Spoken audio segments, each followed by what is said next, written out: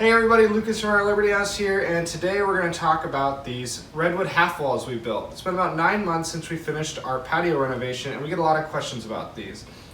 When we bought the house, originally these half walls were here, but they were this really nasty faux brick, like this house was built in the 50s and you could tell. So we tore everything down, and we just used the existing structure, fixed a little bit of dry rot here and there, and laid these 1x4 rough cut redwood boards in kind of a flooring pattern, and then we capped them with these 2x10s, and we'll go over the whole process here.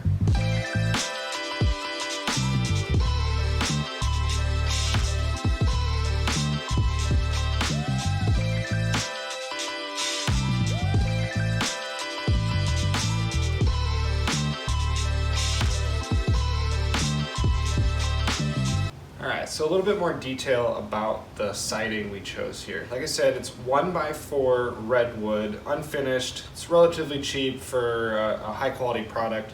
And we laid these in a flooring style. And so what we started with is either on the left or the right end, you want to start with your vertical piece and make sure that's plumb and level. And then you want to start from the bottom.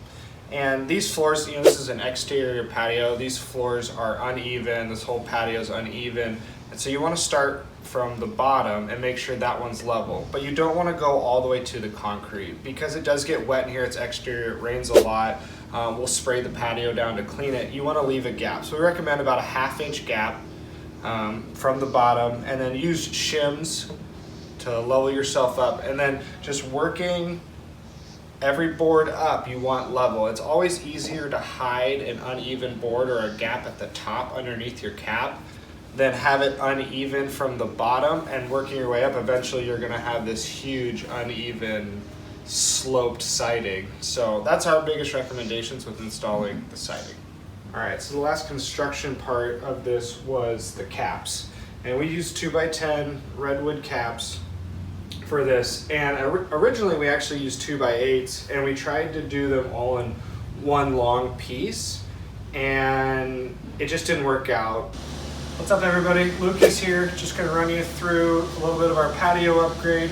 We're starting with the caps today. Went with redwood, it's rot resistant, water resistant. We're gonna be installing them over the tops of this redwood half wall we assembled, and we want a nice ledge, drink ledge, be able to put some things on there, and it'll look good, and it'll hide some of the seams underneath on both sides. This is our second run at this because initially we had issues installing the caps around these beams that are already in place. So that's why we're going with kind of 2 interlocking L shapes. And you'll see here, we kind of went with a cutout that we're gonna cut out for each one, seam them up, and it's gonna look like one uniform piece across the entire top. So we'll let you know how it goes. On the exterior side, we had to have gaps when we were installing floater pieces, and it just looked really sloppy. So we scrapped that, unfortunately, and went with a bigger 2x10 to give us more of an overhang. And we did an interlocking kind of an L-shaped method, and Beth can drop some stuff in here and show a little bit more close, but we had more seams this way, but we were able to fit them in tighter. And one thing to think about if you're gonna do that method is try to match your grains up so it does look like one piece. So just when you're looking at your 2x10s, just look at the grains and try to match them up. It'll just give you a cleaner product at the end. And we were able to install these in 3 pieces in between the posts, and using shims and a level. We just leveled them out and were able to air nail through the shims and get it done, and it really looks like one seamless piece. And it's a nice overhang ledge. It protects the siding from the water a little bit, and also gives us something to sit on or put drinks on or plants or whatever. Okay, so the last step we're going to talk about is protecting the wood. It is a naturally rot resistant, water resistant product in redwood, but we still want to protect it and protect its color and help seal it for keeping the water out. And so what we used is this Thompson's water sealer. We let the wood actually dry for a couple months because it was over the summertime when we didn't have to worry about water damage. And then we lightly sanded it just to get some of the rough stuff off, and then rolled on this Thompson's water sealer. It's great stuff, one coat. Good coverage, and then you can see the top of this is sealed from water. And this will help maintain the color of the redwood, and it'll help keep the water out so that it just beads up.